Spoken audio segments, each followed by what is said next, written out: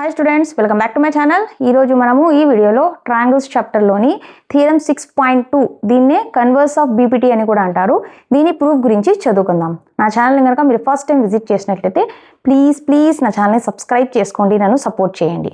Theorem 6.2 వచ్చి if a line divides any two sides of a triangle in the same ratio then the line is parallel to the third line. అంటే ఏమంటున్నారు, ఒక triangle ఇచ్చారు వీళ్ళు. ఏదా triangle? ABC అనేది ఒక ట్రయాంగిల్ ఇచ్చారు. దీంట్లో ఒక లైన్ ఉంది, లైన్ కాదు వీళ్ళు ఇచ్చి, ఓకే యాక్చువల్గా ఇది డయాగ్రామ్ థీరంలోనే ఉంది. ఏబిసి అనేది ఒక ట్రయాంగిల్ ఇచ్చారు, దీంట్లో ఇలా డిఈ అనే ఒక లైన్ ఉంది. ఏం చెప్తున్నారు, if a line divides any two sides of a triangle in the same ratio. ఒక లైన్ వచ్చి టూ సైడ్స్ ఆఫ్ ఏ ట్రయాంగిల్ని సేమ్ రేషియోలో డివైడ్ చేస్తే then the line is parallel to third line. ఆ లైన్ వచ్చి థర్డ్ లైన్కి ప్యారలల్గా ఉంది అని ప్రూవ్ చేయండి అని చెప్తుంది ఈ పర్టికులర్ థీరం. మన బీపీటీ కంటే రివర్స్ అంటారు, అందుకనే దీన్ని converse of BPT, converse of Thales theorem అని అంటారు. మన బీపీటీలో ఏమి, if line is parallel to DE is parallel to BC అయితే ఈ డిఈ అనే లైన్ మిగతా టూ లైన్స్ని సేమ్ రేషియోలో డివైడ్ చేస్తుంది అనేది చెప్పేది బీపీటీ. ఇక్కడ ఈ కన్వర్స్ ఆఫ్ బీపీటీ ఏం చెప్తుంది, ఏదన్నా ఒక లైన్ టూ లైన్స్ని సేమ్ రేషియోలో డివైడ్ చేస్తే ఆ పర్టికులర్ లైన్ థర్డ్ లైన్కి ప్యారలల్గా ఉంది అని చెప్తుంది. ఓకే, దీన్ని ప్రూవ్ చేద్దాం. First given రాసుకుందాం. గివెన్ ఇక్కడ ఏమి ఇచ్చారు, ట్రయాంగిల్ ఏబిసి ఇచ్చారు.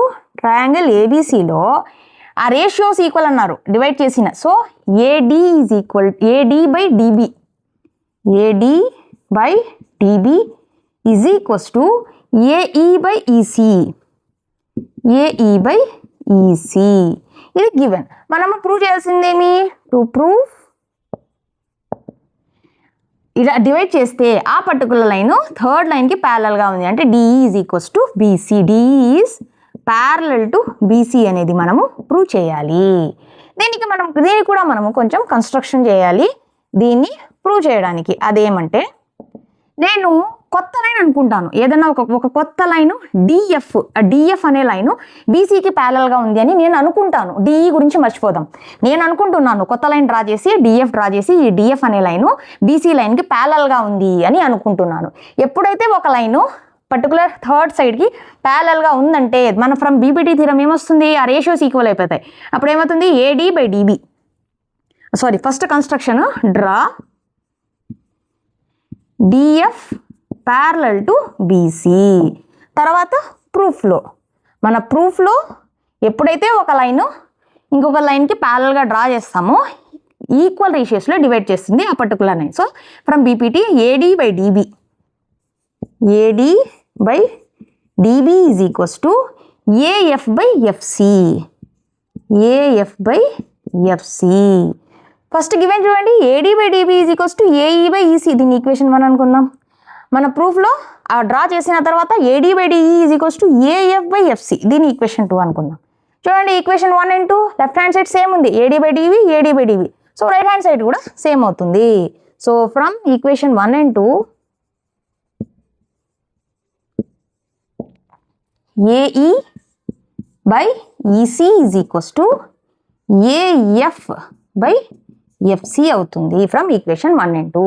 ఇప్పుడు ఏం చేస్తానంటే టూ సైడ్స్ కూడా 1 యాడ్ చేస్తాను, adding 1 on both sides. So AE by EC plus 1 is equals to AF by FC plus 1 add చేస్తే టూ సైడ్స్ యాడ్ చేసాం కాబట్టి నో ప్రాబ్లం.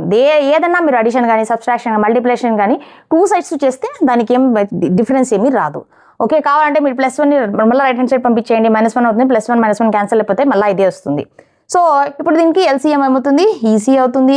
ఈసీ క్యాన్సిల్ అయిపోయి పైన ఏఈ ప్లస్ 1 అంటే 1/1, 1 ఇంటూ ఈసీ వస్తుంది is equal to ఇక్కడ LCM FC cancel అయిపోయి AF plus 1/1 అంటే 1/1, 1 ఇంటూ ఎఫ్సి అవుతుంది.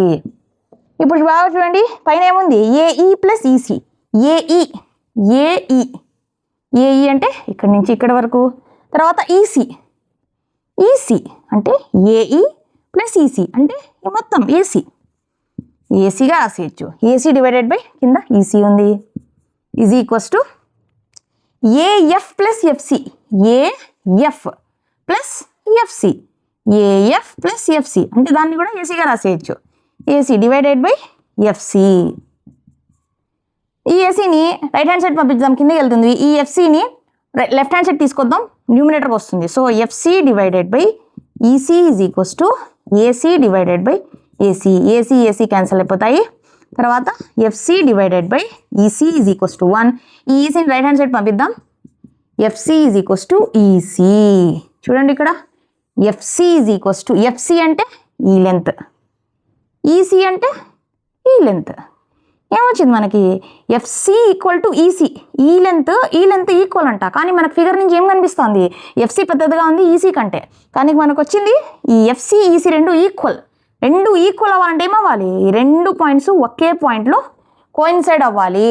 ఆ 2 పాయింట్స్ ఒకే పాయింట్ అయితేనే ఈ లెన్స్ ఈక్వల్ అవుతాయి. కావాలంటే మీరు ఎఫ్ ఈ క్యాన్సిల్ చేసినా కూడా, సారీ సిసి క్యాన్సిల్ చేసినా కూడా ఎఫ్ అండ్ ఈ ఒకే పాయింట్, ఎఫ్ ఈక్వల్ టు ఈ ఒకే పాయింట్కి వస్తాయి. This is possible. It is possible only when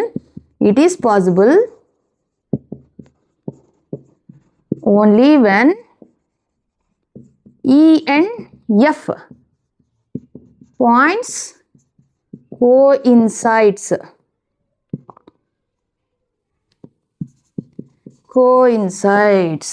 coincides అయ్యాయంటే రెండు ఒకటే అయిపోయాయి. అప్పుడు DE is parallel to BC. మనం ఏమనుకున్నాం స్టార్టింగ్లో? DF is parallel to BC అనుకున్నాం. ఇప్పుడు ఎఫ్ ఈ రెండు ఒకటే అయిపోయాయి. డిఎఫ్ డిఈ, ఎఫ్ ప్లస్లో మీరు ఈ పెట్టుకోవచ్చు. So hence DE is parallel to BC. ఇందే మనం ప్రూవ్ చేయాల్సింది. చాలా సింపుల్, కానీ నేర్చుకోవాలి, ఎగ్జామ్లో వచ్చే ఛాన్సెస్ ఉన్నాయి కాబట్టి. ఓకే, అంతే స్టూడెంట్స్. నేను ఇచ్చిన ఎక్స్ప్లెనేషన్ మీకు అర్థమైంది అనుకుంటున్నాను. నా వీడియో కనుక మీకు నచ్చినట్టయితే నా వీడియోని లైక్ చేయండి, మీ ఫ్రెండ్స్తో షేర్ చేయండి. ప్లీజ్ నా ఛానల్ని సబ్స్క్రైబ్ చేసుకోండి. ప్లీజ్ నన్ను సపోర్ట్ చేయండి. మీ సపోర్ట్ ఉంటేనే నేను నా వీడియోస్ని కంటిన్యూ చేయగలుగుతాను. సపోర్ట్ లేకపోతే నేను వీడియోస్ ఆపేయాల్సి వస్తుంది. సో ప్లీజ్ సపోర్ట్ చేయండి. వీలైతే హై పాయింట్స్ కూడా ఇవ్వండి. నెక్స్ట్ వీడియోలో మళ్ళీ కలుద్దాం. Thank you.